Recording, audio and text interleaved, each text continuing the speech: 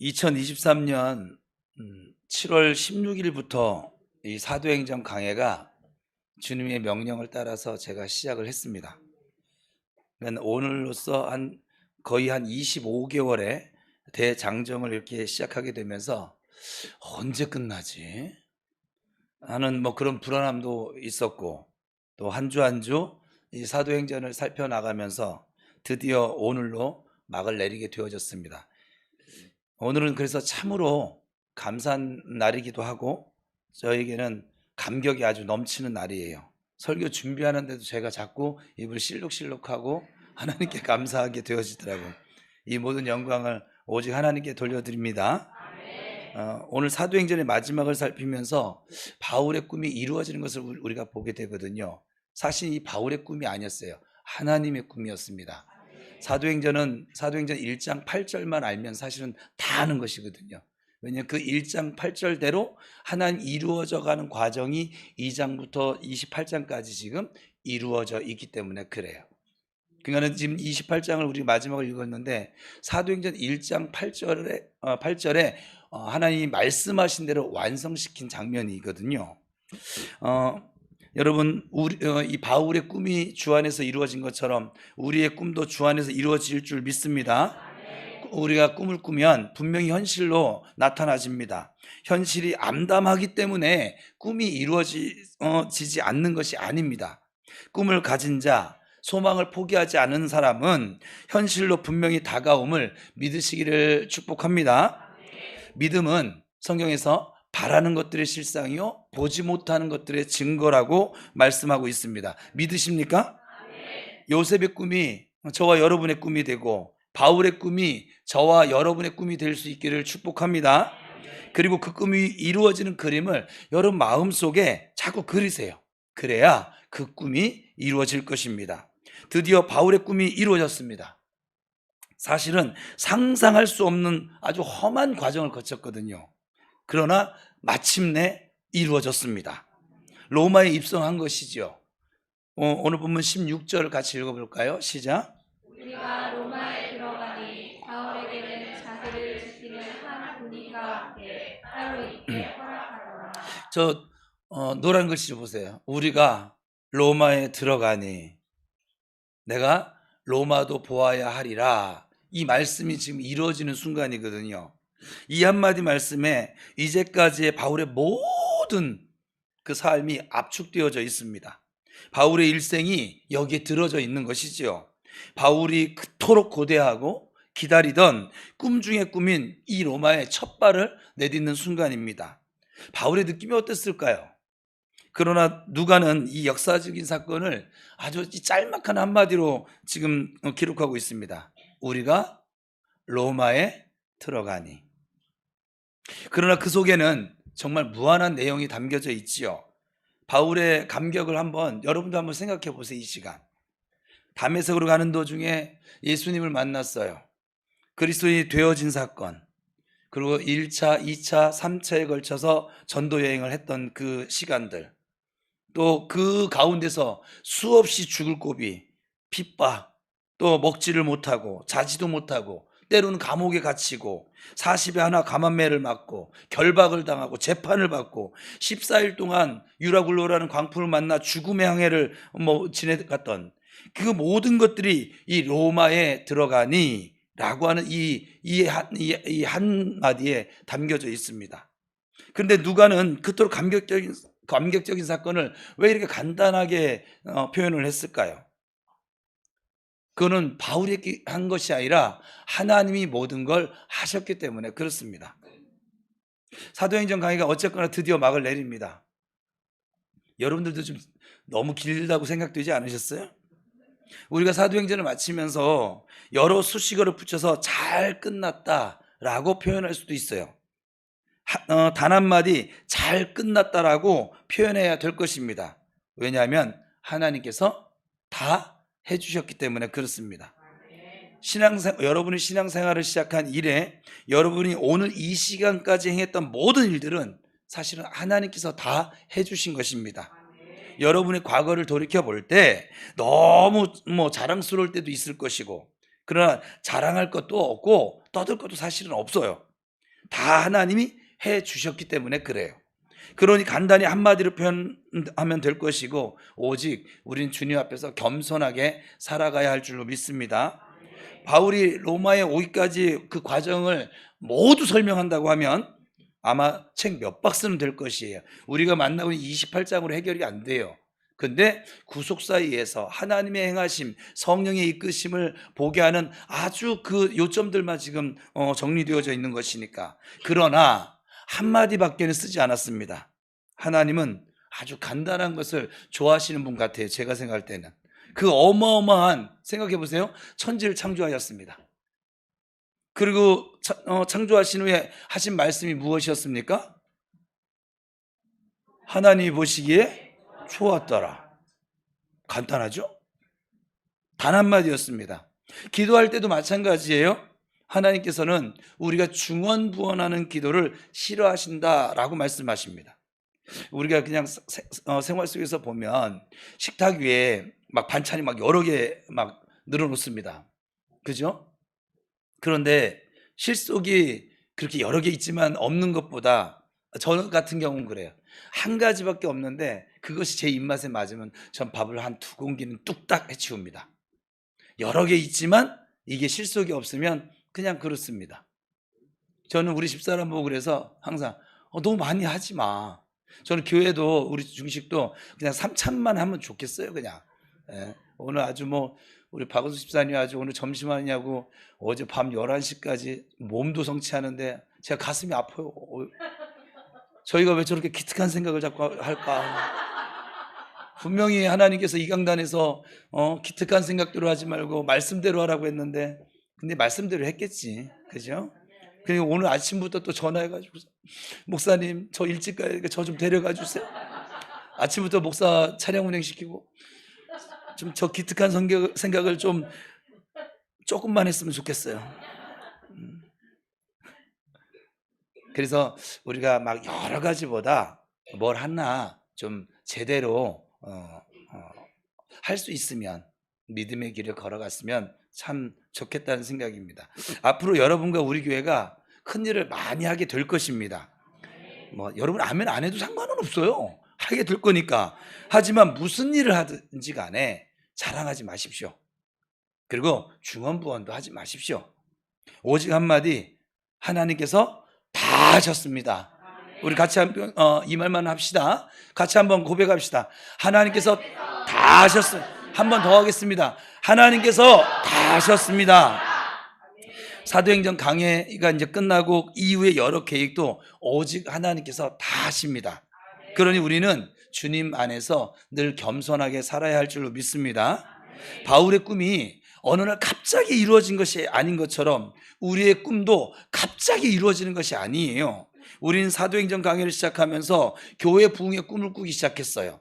처음 이 시간에 하나님이 저에게 말씀 주시기를, 이 사도행전 강해 이 강단에서 말씀을 선포할 때마다 그 말씀대로 되어지게 할 거야 라고 주님 말씀하셨거든요. 그래서 이 사도행전 강의하면서 치유가 나타났습니다. 회복이 일어났습니다. 그리고 귀신이 쫓겨나갔고요. 병고침이 발생되어졌고요. 그리고 우리 숫자도 지금 2년 전보다 2배 부흥했습니다. 우리 교회가 현재 수로 볼 때도. 그러니까 구원 얻는 영혼들이, 또 회복하는 영혼들이 많아졌다는 것이지요. 정말 성령께서 이끌어 가시는 그런 교회가 되어져 있습니다. 그러나 그 꿈이 이루어지기 위해선 여러 과정을 겪어야만 했습니다. 10명에서 어느 날 갑자기 100명이 되는 것이 아니지요. 또 100명에서 어느 날 갑자기 200명이 되는 것도 아니에요. 10명이 100명이 되기 위해서는 먼저 20명이 되어야 될 것이고, 그러나 그 과정들도 결코 쉽지는 않습니다. 교회에 문제가 생길 수도 있고, 잘 나오던 사람이 다른 교회로 옮겨갈 수도 있고, 재정적으로 어려워질 수도 있고, 그리고 목사와 성도가 부딪힐 때도 있을 것이고, 성도들끼리의 불화가 생길 수도 있을 것이고, 생각지 못했던 일들이 아주 많이 발생할 수 있습니다. 그러나 그 모든 과정을 통해서 10명이 50명이 되고 50명이 100명이 되어져 가는 것이에요. 사도행전 강의의 목적도 2년 동안 사도행전을 살폈다고 해서 다 이루어지는 것이 아니라 이 말이에요. 하지만 결국에는 반드시 마침내 이루어짐을 믿고, 특히 성령님의 역사의 그 회복과 결국엔 마침내는 부흥되어짐을 믿습니다. 열매를 거두기 시작하는 그때에는 지금보다 훨씬 더 놀라운 부흥과 축복을 누리게 될 것입니다. 그래서 지금 벌써 오늘 대표 기도하신 우리 사모님께서 예배당 이전, 성전 이전 말고 성전을 왜 옮겨요? 성전은 그대로 두고 예배당 이전을 지금 기도하기 시작했잖아요. 이 사도행전 끝나고 나니까 주께서 예배당을 이전하는 꿈을 또 다시 주셨어요. 그래서 기도하게 하신다 이 말이에요. 오늘 본문 16절을 읽겠습니다. 시작.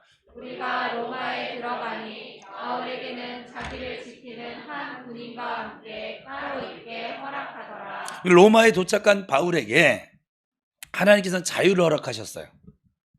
바울 곁에는 군사 한 명만 있을 뿐이에요. 분명히 죄수의 신분을 갖는데 17절입니다. 이어서 시작. 사흘 후에 바울이 유대인 중 높은 사람들을 청하여 그들이 모인 후에 이르되 여러분 형제들아 내가 이스라엘 백성이나 우리 조상의 관습을 배척한 일이 없는데 예루살렘에서 로마인의 손에 죄수로 내준 바 되어 드디어 이제 로마에 도착한 바울이 사역이 시작되어졌습니다.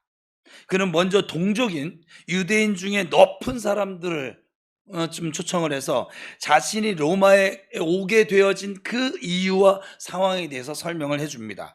그리고 이어서 찾아오는 사람들에게 복음을 전하기 시작합니다. 여기서도 바울의 동족 사랑을 사실 볼 수 있어요. 그는 가는 곳마다 먼저 동족들에게 복음을 전했거든요. 그가 동족에게 받았던 고통이 어땠어요? 우리가 살펴왔잖아요. 한마디로 말하면 죽도록 고통을 받았습니다. 유대인들은 아주 바울을 죽이지 못해서 안달난 사람들 같았어요. 그럼에도 불구하고 왜 바울은 그토록 유대인에게 복음을 전하려고 할까요? 주님의 사랑 때문입니다. 로마서 9장 1절 3절을 보시면 바울의 동족 사랑이 어느 정도인지 잘 나타나 있거든요. 바울의 간증 같은 고백인데 같이 읽어봅시다. 시작. 내가 그리스도 안에서 참말을 하고 거짓말을 아니하노라. 나에게 큰 근심이 있는 것과 마음에 그치지 않는 고통이 있는 것을 내 양심이 성령 안에서 나와 더불어 증언하노니 나의 형제 곧 고륙의 친척을 위하여 내 자신이 저주를 받아 그리스도에게서 끊어질지라도 원하는 바로.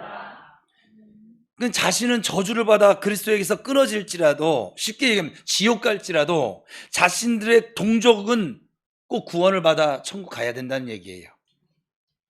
즉 유대인이 구원받는 것 때문에 자신이 그렇게 지옥에 가야 한다면 기꺼이 난 갈 것이다 라고 지금 소리치고 있는 것이에요. 아주 보통의 사랑이 아니고 어느 누구도 흉내낼 수 없는 엄청난 사랑입니다. 여러분들은 가족을 사랑하십니까? 뭐라? 이래요 우리가. 삼시세끼 그만 미워해요.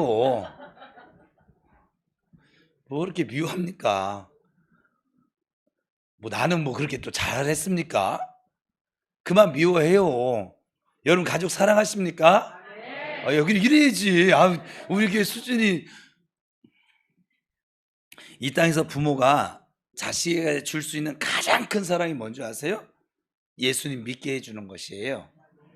마찬가지로 이 땅에서 자식들이 부모에게 가장 줄 수 있는 큰 사랑도 복음을 전해주는 거예요. 예수를 흘려보내주는 거예요.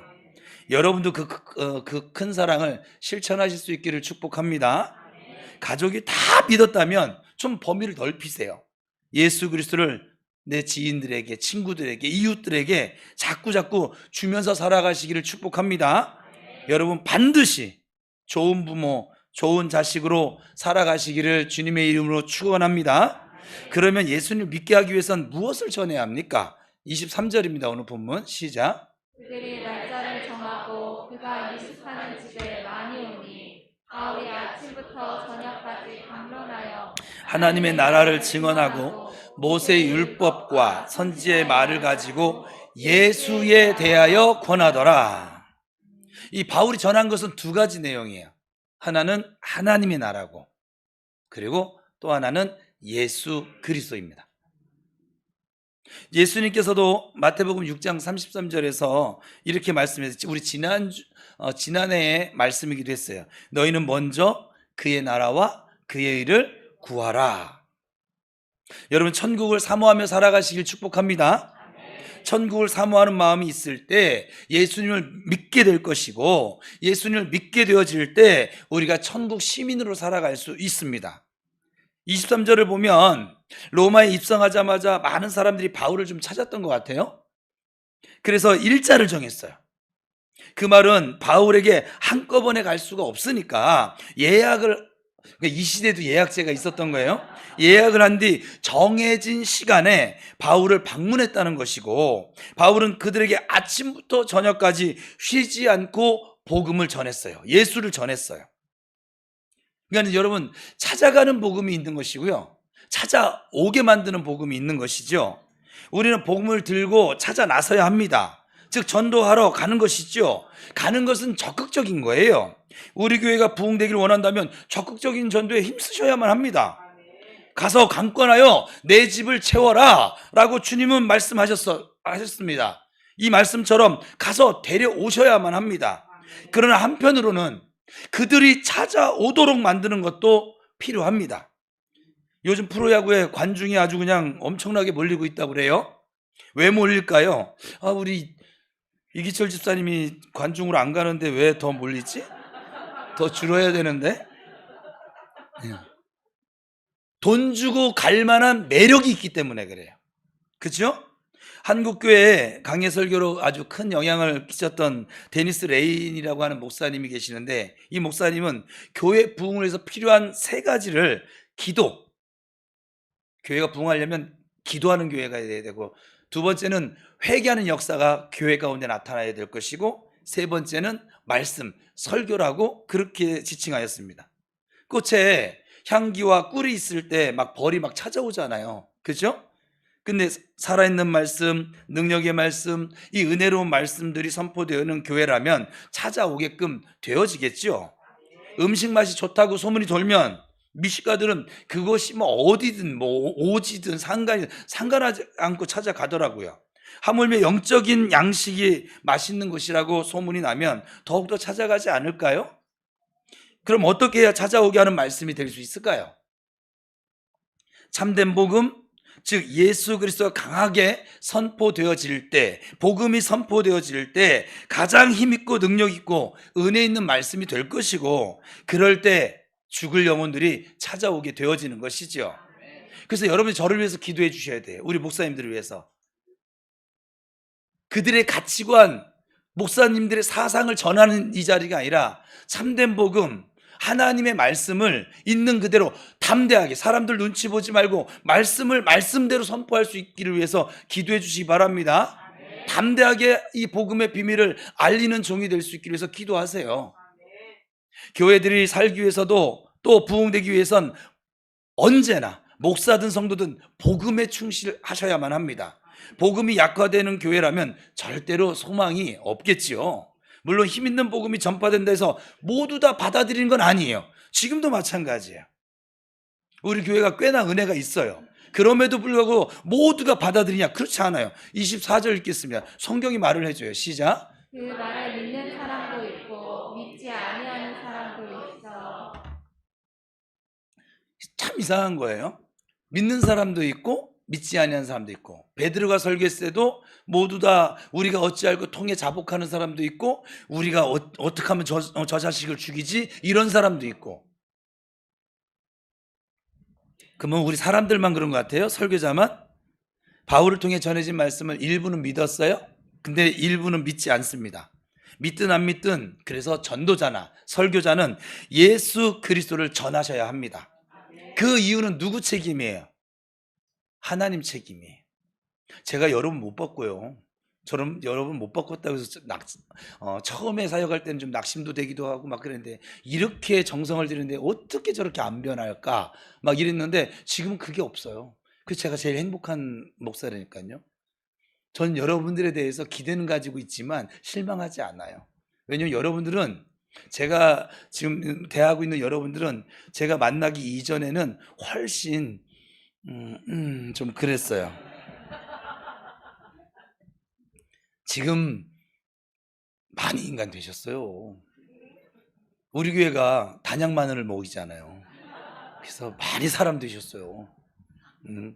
저는 설교자로서 모든 예배 시간에 여러분들 모두가 이 하나님의 말씀을 통해서 은혜를 충만히 받게 되기를 갈망하며 준비하고 있습니다. 그러나 그것은 결코 이루어질 수 없는 꿈입니다. 왜 그럴까요? 예수님의 설교를 듣고도 은혜 받지 못한 가룟 유다와 바리새인들이 있었거든요. 복음 자체이신 예수님의 설교를 듣고도 변하지 않는 사람들이 있는데, 제가 뭐라고, 제가 뭐 설교해서 여러분이 다 변할 것 같으면 전 세계 이미 복음화 됐어요. 공산주의는 다 싹 사라졌습니다. 빨간색이고 파란색, 우리나라도 그거 없어요. 그냥 다 예수파지. 바울의 설교를 듣고도 일부는 믿지 않았어요. 그러니 이 시대의 최고의 설교자라 할지라도 듣는 사람 모두가 100% 은혜 받을 수는 없다, 이 말이에요. 전도도 마찬가지예요. 예수님이 전도해도 받아들이지 않는 사람이 있어요. 많았어요. 바울이 가르쳐도 마찬가지였습니다. 그리고 여러분이 전도해도 마찬가지일 거예요. 설교해도 은혜 못 받는다 하여서, 또 전도해도 그들이 받아들이지 않는다 하여서 실망할 필요 없습니다. 옆 사람 축복하자. 실망하지 말고 전도하자. 시작.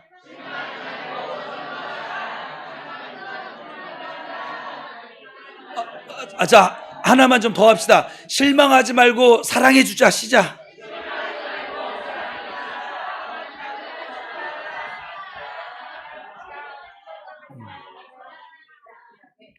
비록 소수일지라도 여러분, 전도하면 받아들이는 사람이 있습니다. 저희가 지금 체육공원 쪽에 갔잖아요. 여기 보니까 하나, 둘, 셋, 네 번째, 오른쪽 네 번째 줄에 체육공원파 4명 쫙 앉아있네. 또 체육공원 갔다 만난 우리 장로님 부부도 앉아 계시고, 또 그 체육공원 쪽으로 가다 보면서 그 아파트, 예? 펜더 아파트, 여기 그 일가들, 예?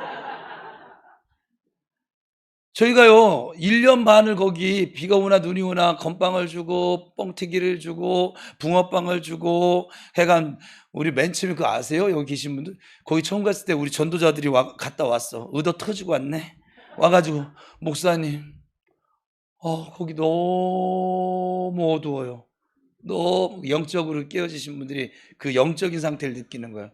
너무 어둡고 그리고 좀 음란해요. 막 이러시더라고요. 근데 그거 아세요? 우리 1년 반인데요. 이번 주도 갔다 왔는데, 우리가 가면 요즘 어떻게 해요? 충성! 목사님 이름 너무 좋다. 이름을 너무 잘 졌어. 사모님 마리아 같아. 막 이러면서, 성도들이 어쩜 이렇게 다 이렇게, 밝고 이렇게 막 이러냐고, 이제 그들이 이제 알아서 막, 그리고 우리 운동도 이제 트레이너 역할을 자처해요. 그래서 우리 전도 갔다가 운동하고 옵니다. 이게 1년 반 만에 벌어진 일들이에요. 비록 소수일지라도 전도하면 받아들이는 사람이 있어요. 비록 소수일지라도 제가 이렇게 설교를 하면 은혜 받는 사람들이 있더라고요. 그들을 보면서 힘을 내시기 바랍니다. 저도 해간 설교 시간에 아멘 하는 그 성도들 때문에, 아멘 안 하는 사람은 제가 보지를 않아요. 어차피 안 들을 건데 뭘? 아니, 어차피 안 들을 사람한테 내가 뭐하러 뭐 하겠어요?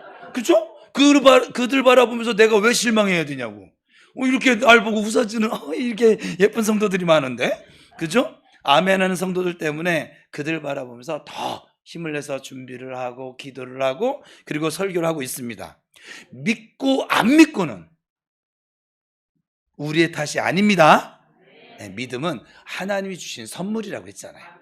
이 말씀을 통해서, 은혜를 통하여 그들이 믿음이 생겨지고 안 생겨지고는 성령께서 하실 일이라, 이 말이에요. 어느 집주인이 잔치를 배설했어요. 종들이 나가서 사람들을 청하게 됩니다. 그 가운데 오는 사람이 있고 오지 않는 사람도 있어요. 오고 안 오고는 종의 책임이 아니라, 이 말입니다. 종은 가서 주인의 그 초청을 전하기만 하면 할 일을 모두 완수한 셈인 것이죠.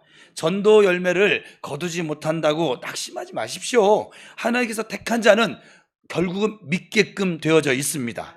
우리는 누가 택함을 받았는지 사실 알지 못해요. 그러니 모두에게 전할 수밖에 없는 것이지요. 31절을 보시면 바울이 담대하게 전파했다라고 말씀하고 있습니다. 여러분도 담대하게 전파하시기 바랍니다. 예수 그리스도의 복음을 전하는데 두려울 게 뭐가 있어요? 사실 따지고 보면 가장 복된 소식을 전하고 있고 가장 큰 사랑의 선물을 전하고 있는데 우리가 부끄러울 건 없지요. 그죠? 전도는 생명을 살리는 가장 귀한 일입니다. 인간이 할 수 있는 가장 귀한 일이라고요. 전도는 하나님이 그래서 가장 기뻐하시는 일이 됩니다. 그러니 담대하게 전파해야 될 것이고 또 담대하게 전파할 때 좋은 결과도 우리가 거두게 될 것입니다.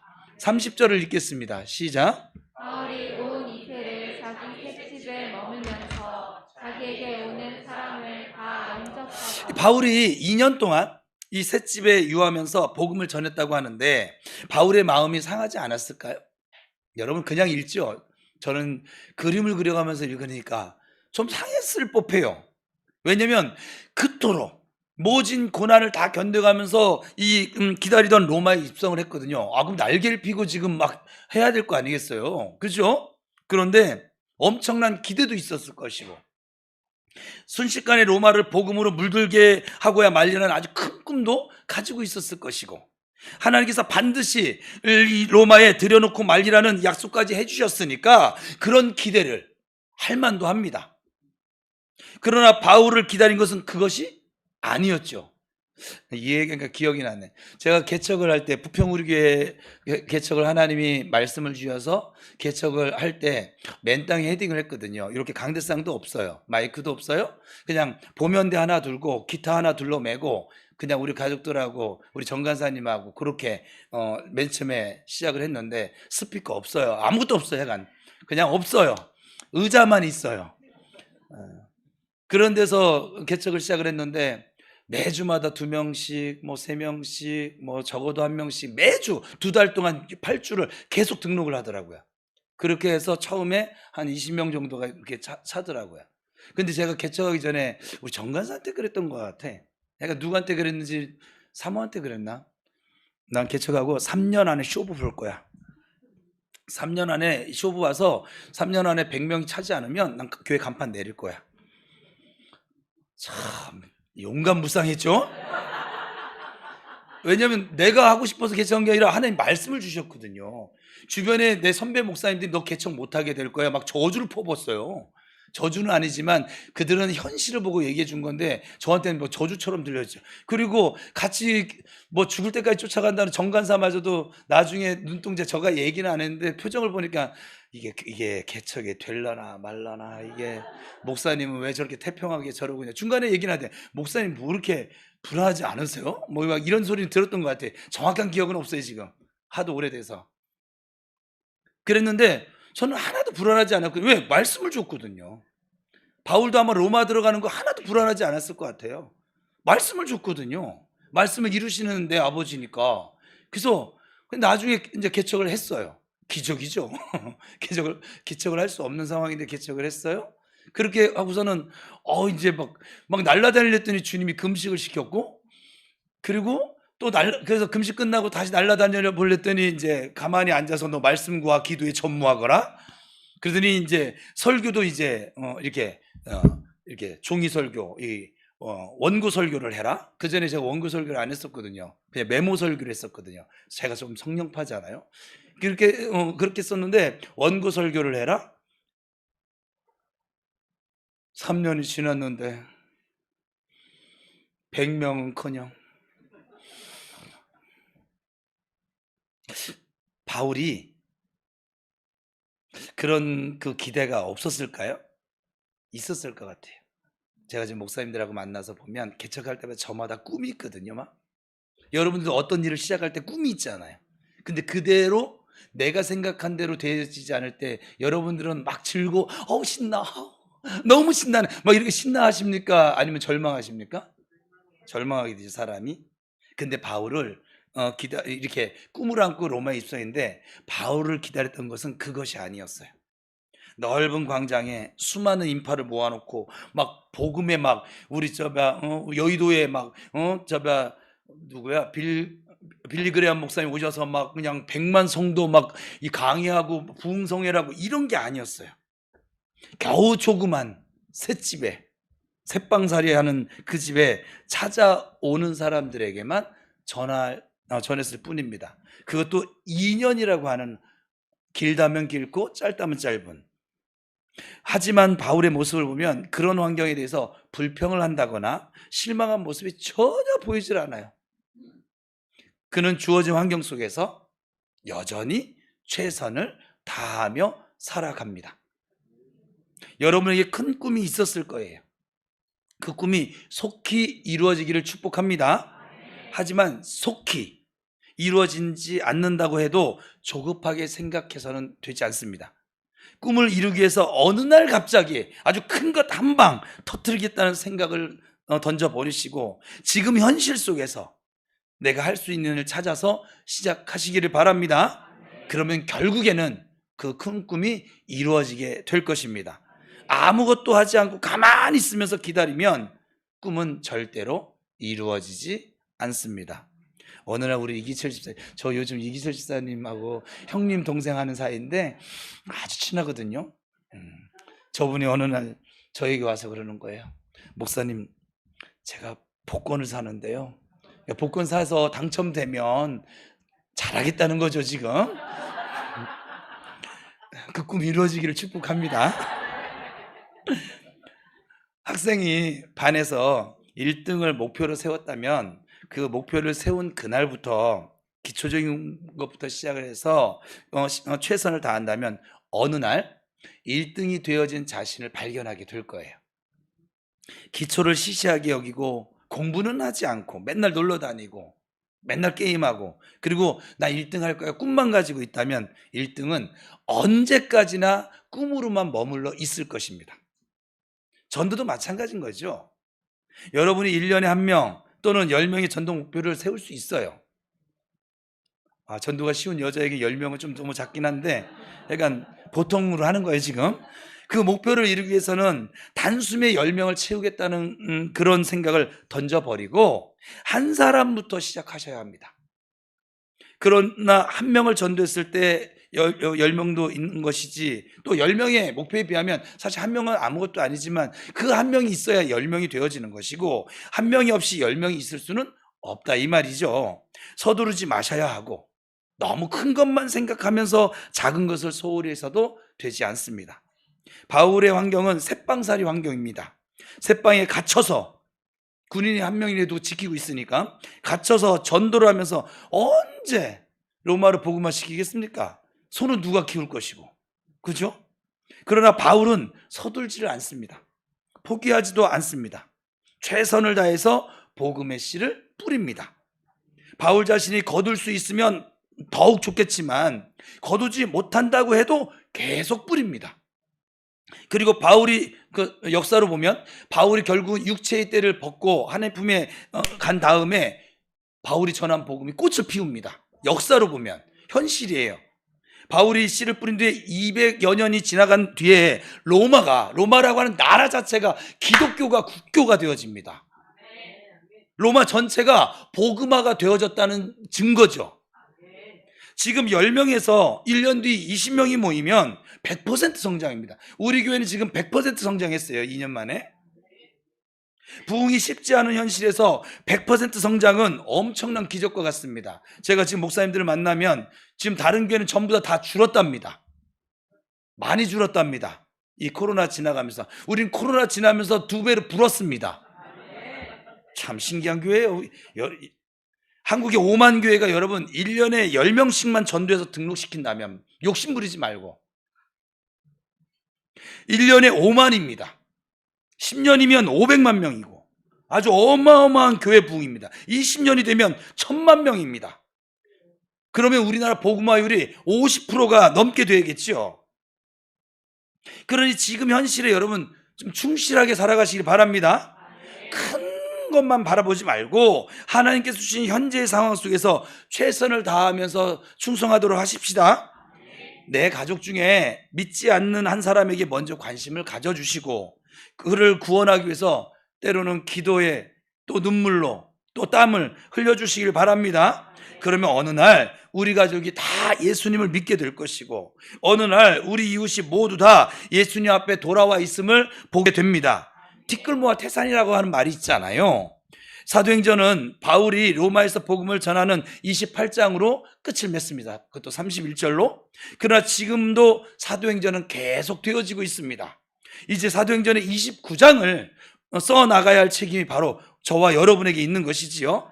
베드로, 바울들의 행적이 사도행전에 기록되어진 것처럼 이제 우리의 행적이, 부평 우리 교회의 행적이, 저와 여러분의 행적이 사도행전 29장에 기록되어질 것이고, 우리 교회의 행적이 초대교회의 행적처럼 기록되어져야만 합니다. 하나님께서 우리를 이 시대의 주인공으로 삼아주셔서 사도행전의 역사를 계속 이어가게 하심을 믿으시기를 축복합니다. 사랑하는 여러분, 야심차게 함께 출발했던 이 사도행전 강해가 벌써 2년이라고 하는 긴 세월을 끝으로 이제 막을 내리게 됩니다. 그동안 교회가 함께 뿌린 이 복음의 씨앗, 말씀의 씨앗이 지금 썩어가고 있는 중입니다.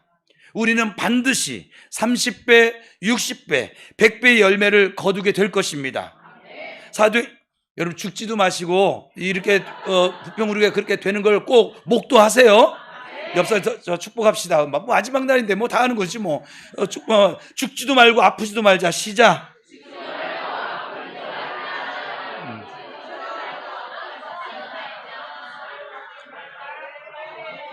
다시 한번 축복합시다.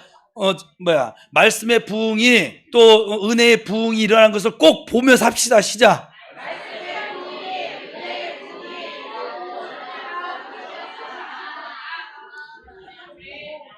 사도행전 강해의 처음 시작은 아주 작은 겨자씨 같았거든요. 그렇지만 이미 자라나기 시작했고 앞으로 더욱더 자라서 큰 나무가 되어질 것입니다. 어떤 영혼도 와서 깃들어서 쉴 수 있는 그런 공간들이 되어질 것입니다. 사도행전 강해가 교회의 확장을 이루는 확실한 도구로 쓰임받고 있음을 믿으시 바랍니다. 저는 우리의 이 2년이 바울의 로마에서 2년 세월과 같다라고 설교 준비하면서 생각이 되어졌습니다. 그렇다면 로마의 복음화가 결국 이루어진 것처럼 이 땅의 복음화도 속히 이루어져 갈 것을 믿습니다. 여러분, 이 사도행전 28장의 강해가 오늘로서 끝이 나지만 진짜 사도행전은 이제부터 시작입니다. 사도행전 강해를 통해 씨앗이 뿌려졌고 부흥의 열망이 타오르고 있고 성령을 사모함이 날마다 더해져 가고 있습니다. 그렇다면 남은 것은 속히 이루어지는 일만 남아 있습니다. 이제 하나님께서 그 일을 진행해 가실 것입니다. 그 일을 이루는 도구로서 오늘까지 저와 여러분과 우리 교회가 쓰임을 받았지만 앞으로는 더욱더 성령 하나님께서 우리 교회와 여러분을 사도행전 29장의 주인공으로 사용하실 것임을 저는 전혀 의심치 않습니다. 여러분 모두 다 21세기의 베드로가 되시고 21세기의 바울이 되셔서 제한 없이 하나님께 마음껏 쓰임받게 되어지는 그 주의 성도들이 되시기를 주님의 이름으로 축원합니다. 다 같이 고백합시다. 하나님, 사도행전 강해 감사합니다. 하나님께서 모든 것을 다 하셨습니다. 앞으로도 하나님께서 모든 것을 다 하실 것입니다. 마침내 우리를 통해 하나님의 나라를 세우시고 하나님의 뜻을 이루실 주님께 이 시간 우리 모두 감사와 찬양과 영광을 드립니다. 할렐루야! 주님 감사합니다. 자, 이제 마지막으로 선포합시다. 사도행전 강해 말미에 하나님 주신 선포문이었는데 같이 오늘도 선포합시다. 여러분은 마침내 복과 은혜를 누리게 될 줄로 믿습니다. 자, 나는 마침내 하나님의 사랑 가운데 믿음과 소망과 사랑의 사람으로 세워질 것입니다. 나는 마침내 하나님의 사랑 가운데 말씀과 기도의 사람으로 세워질 것입니다. 나는 마침내 하나님의 사랑 가운데 축복과 형통의 사람으로 세워질 것입니다. 하나님의 사랑 가운데 주님과 동행하는 사람으로 세워질 것입니다. 나는 마침내 하나님의 사랑 가운데 주님의 뜻을 이루는 사명의 사람으로 세워질 것입니다.